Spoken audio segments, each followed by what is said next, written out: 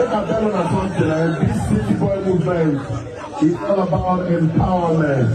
Well, I know me now, I don't think go we are something no day. I cannot lose guard you people. If I come put you on that song for nothing, God forbid. Anything when they will make us next week we will find, we will turn our back and I stand so firmly with my good friend Sheyi. Has made me understand that Southeast must be taken care of. The politics, so I won't come give you a receipt for that 300 people who I paid last year. And when I come, we will not do 300 students again. We don't pass that level. We're going to do 1,000 students. You don't small. Now you will tell me when you want me to go. You get Nigeria, now we put you there. So we suppose they ginger you. To whom much is given, much is expected. Now, Kubana chief priest, at this point, do you know what I think you did? I think you used all of this to get a lot of clout so that your people will think that you are fighting for them. The agenda is already clear. The agenda is very, very clear. Nnamdi Kanu is still in prison. But now you don't go. That 10,000 votes where you say they no go get if Nnamdi Kanu no dey outside. You don't go help them now with the city boy movement. You won't go gather around from your people. You won't use your small little influence. They get them. You won't use your small little influence to get them. I can't respect you anymore, to be very honest. I can't respect you anymore. The only way I will respect you now, Kubana chief priest, is if you can tell me that by the end of February, this thing where you do, Nnamdi Kanu go come out. If Nnamdi Kanu no come out by the end of February, bro, you are a snake and a terrible person. No, that's the only thing when I can tell you. If you no come out, you are just a typical user that was using your people to get clouds. You were just using the emotions of the people, because that time when they sentenced Nnamdi Kanu, a lot of people they cry. A lot of Igbos, they cry. That time you use the opportunity. You throw Obi Cubana, throw Delboro, throw everybody under the bus. You claim the hero. Now, you don't pack yourself. All of now don't go and Nnamdi Kanu dey for there. Bro, you are a hypocrite. There's nothing anybody won't tell me. Let's take a look at some pre-election matters. As the pre-election campaign activities begin to gather momentum, Obedience have come together to form a group called the Village Boys Movement, which has surfaced online. This appears to be a counter-group for the public attention garnered by the pro-Tinubu City Boys movement. The movement, which has already established its own website, describes itself as a movement created to empower the grassroots, one village at a time. This comes as backlash has trailed the induction of such figures as Obi better known as Obi Cubana, and Kubana chief priest into the City Boy movement, a move that made Obedience feel that some Igbo businessmen are taking sides with the political elites and are abandoning the common man. Well, Village Boys on social media have been posting to announce their presence, and this is what they have to say. Our eyes don't open. I say, our eyes don't open for Southeast.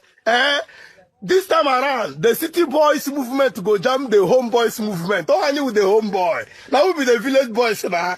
If we not do meeting finish for City, I could tank patra and then if we not do meeting finish for City, when I go still come back to village, come jam us here. Now we be the home base now. He said the village is the home base. They're saying the City Boys will still have to come to the village to campaign. So the Village Boys have all the power. Ayo, what's your take on this Village Boy versus City Boy?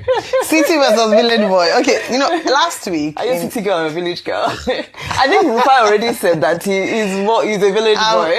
Well, I was born... So let me clarify something. And I want to be objective and fair this morning. Last week I'd said that you may say anything about the APC, but in the way that they have mobilized in recent times, you have to say that there's evidence. Unfortunately, the other parties have been belabored with internal wrangling that they don't even have time to put together. The APC they do. Whatever the reason is, PDP is trying to sort out which one is the real one, which is not real, which was convention or area or party, like we call it, or the Labour Party is in court, so they don't even have time to have a coordinated movement in this way. way. The Obedient movement, don't forget, do not belong to a particular political party. It's a movement engineered by the young people in Nigeria based on some of the things that they've seen and in support of one particular candidate in the last election. It has now evolved. And to be fair, they move with the candidate wherever he goes. So you can't even call that a particular party's, movement. It's an organic movement.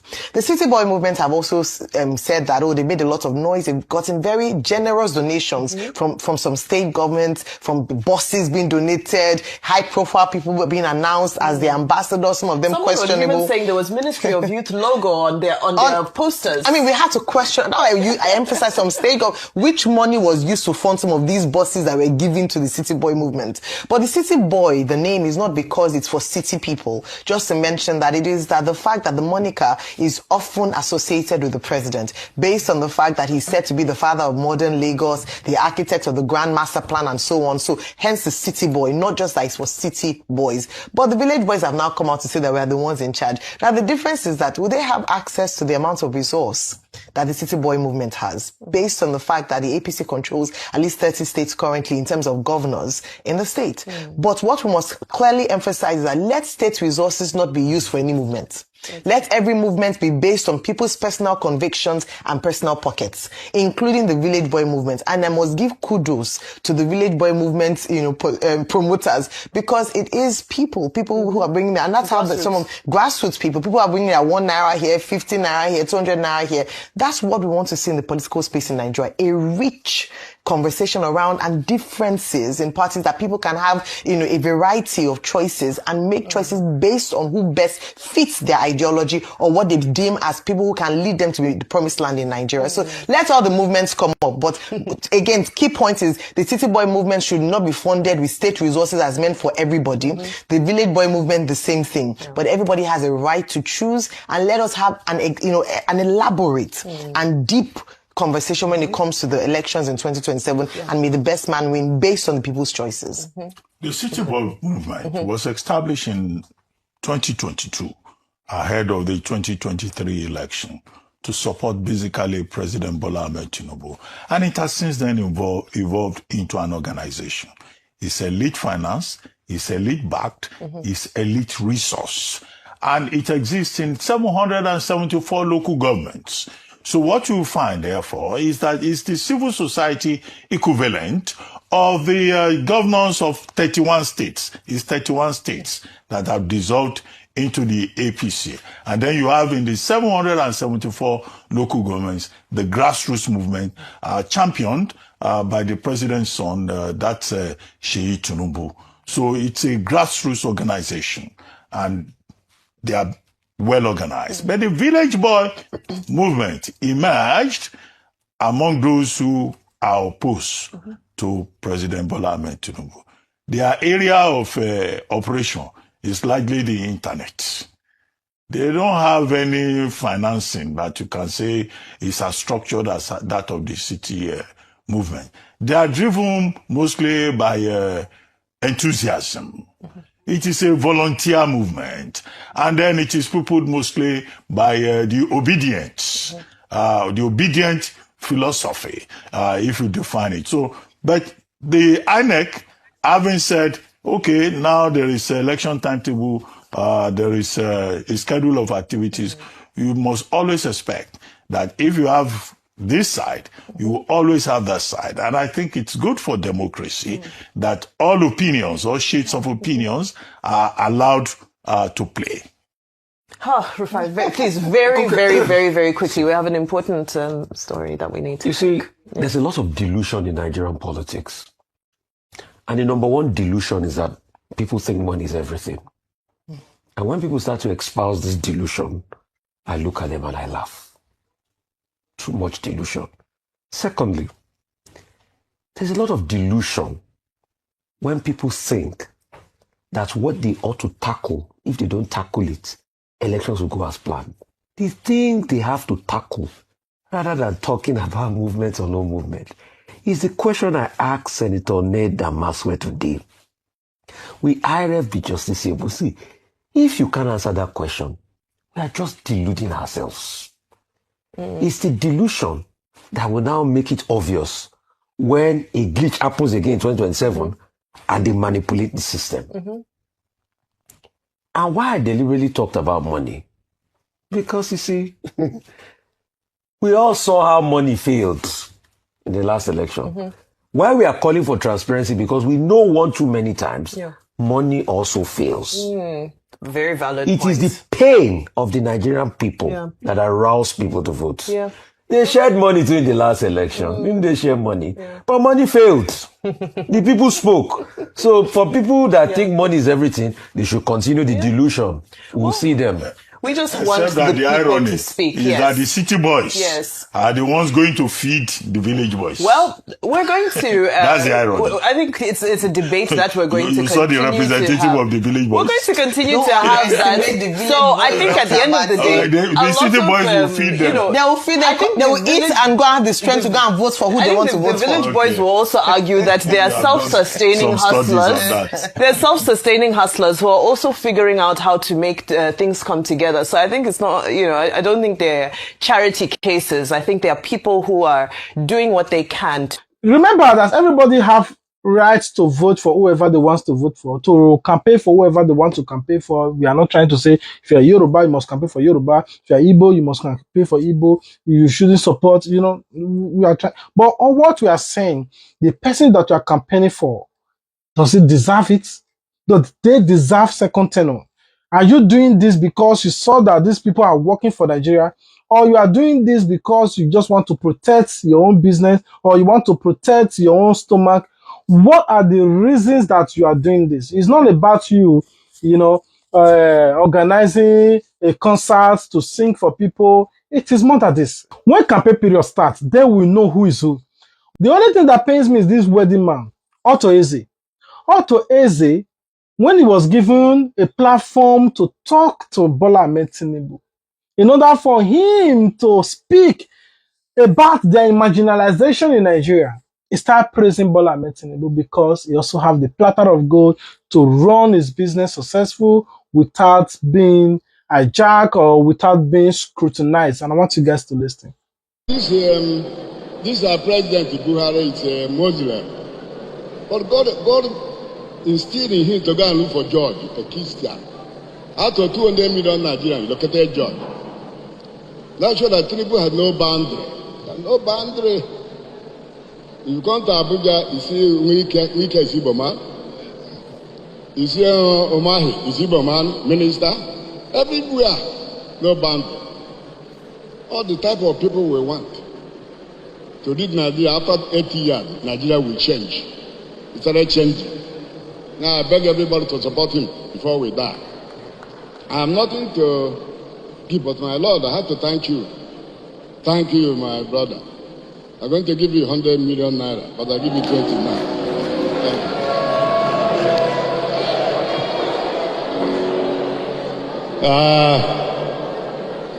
you. Your Grace. When you listen to this video, you might find nothing wrong. I want you guys to listen to this monarch, Shigeze Agubuzu, what this monarch said right in the presence of Bola Ahmed Tinubu to defend his own people, speak about his own people, and talk about Nnamdi Kanu. And in order for him to let Bola Ahmed Tinubu know that they are aware that this politics that you people are playing is not of benefit to the Southeast. I want you guys to listen to him. We'll be right back. Committed to the health of our people. But having come now to Abuja and listened to Professor Mohammed Pate and his team, we are now more committed. So the traditional rulers of Nigeria will now go home and work harder than before. But I must tell you, Mr. President, that personally, I don't feel very happy because you were not here in the morning. There were several speeches. We listened carefully. I listened to the opening address by His Imperial Majesty, the Oni of Ife. And he was gingering all of us to work as a family, to work as a team, to see Nigeria as one. And then I felt maybe this is good. But when you look at it, this same Imperial Majesty is arranging to confer a very high honor on Sunday Igboho, who in my own part of Nigeria in the southeast, we see him as a counterpart of Nnamdi Kanu.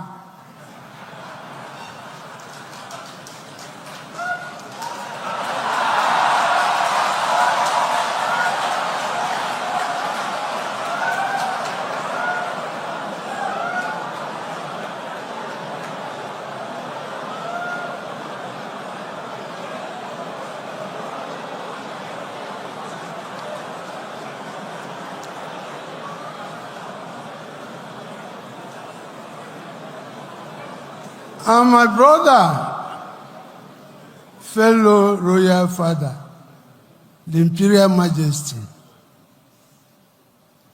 does not seem to understand the pain in my heart when Nnamdi Kanu is in Sokoto. So, sir, the ball stops on your court.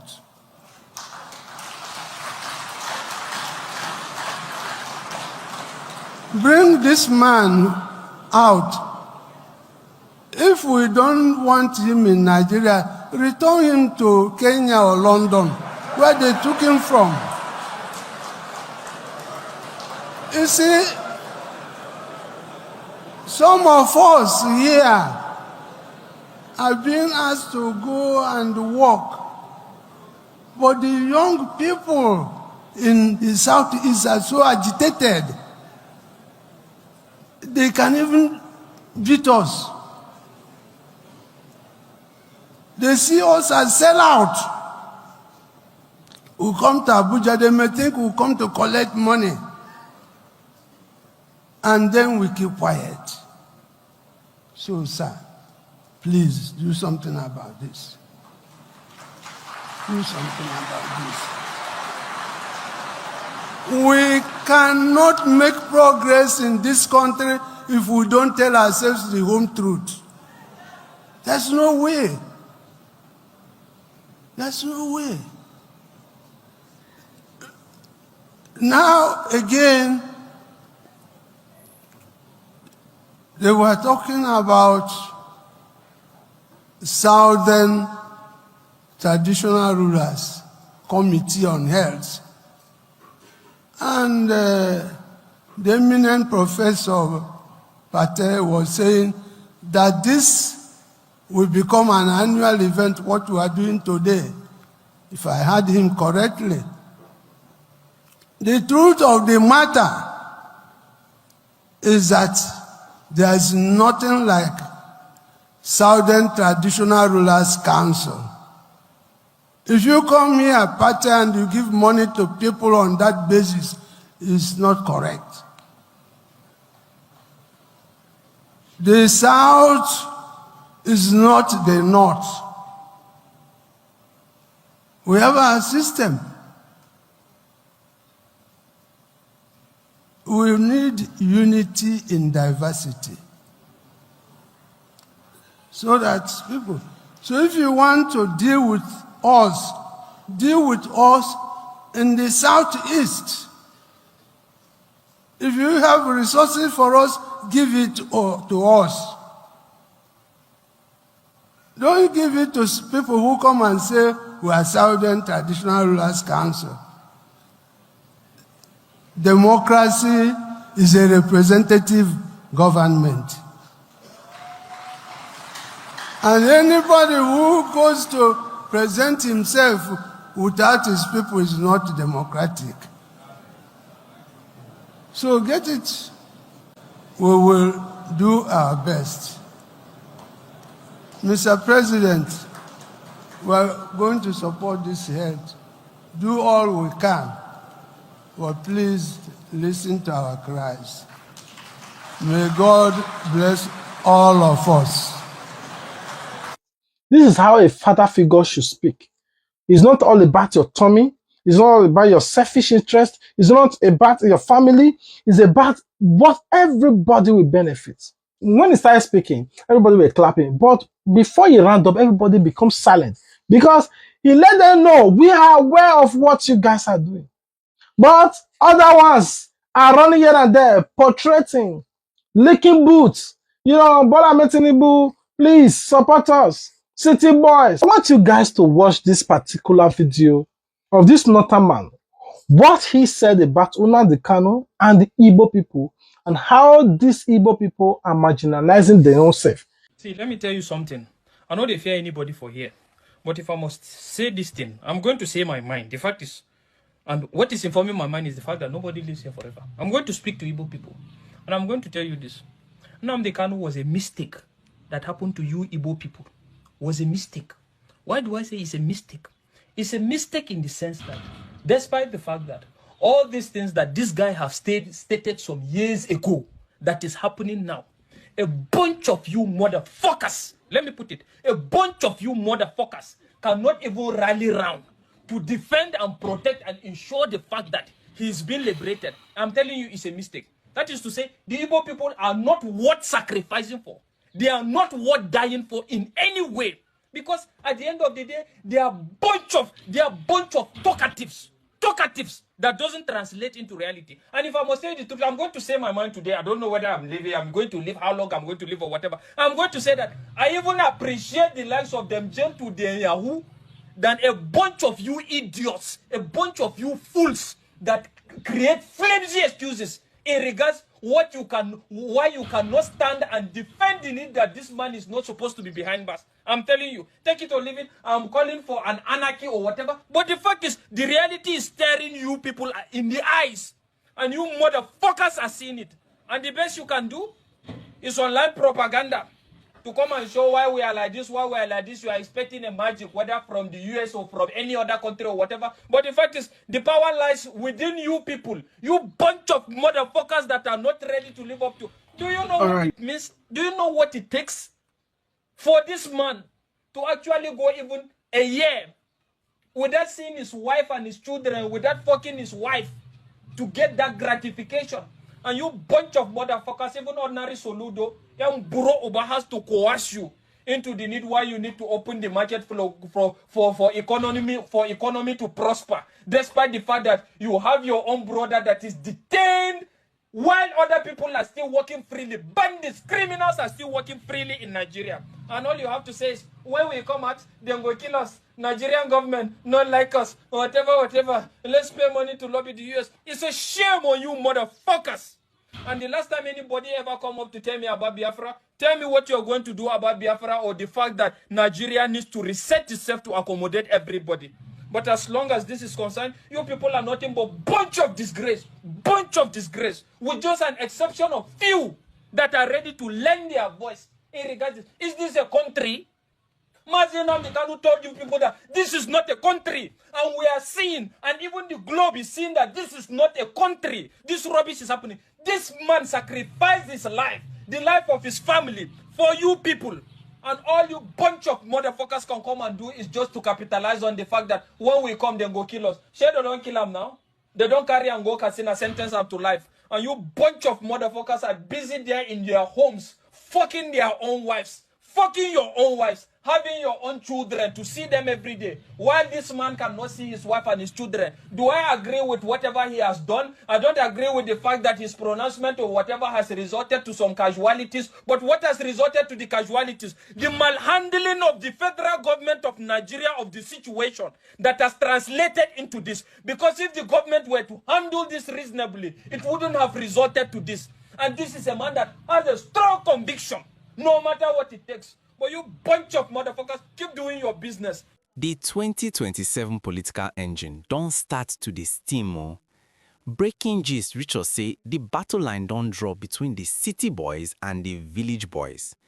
While some big-name Southeast businessmen like Obi Cubana and Kubana chief priest don't join the city boy movement to support President Tinubu for second term, a new organic group called the Village Boys don't surface to stand with the grassroots. People they shout say some elites don't sell out for selfish interests, but the Village Boys say their eyes don't open. If you want hear why this election go be do or die, stay with me. Election never reach, but everywhere don dey hot. The city boy movement wey say Tinubu the champion don already structure themselves for all the 774 local governments for Nigeria. They get the money, they get the elite support, and they even get big state backing. But for the other side, the obedient movement don't evolve into the village boys, people where they use their own 1 naira, 50 naira, take fight back. Our eyes don't open for Southeast this time around.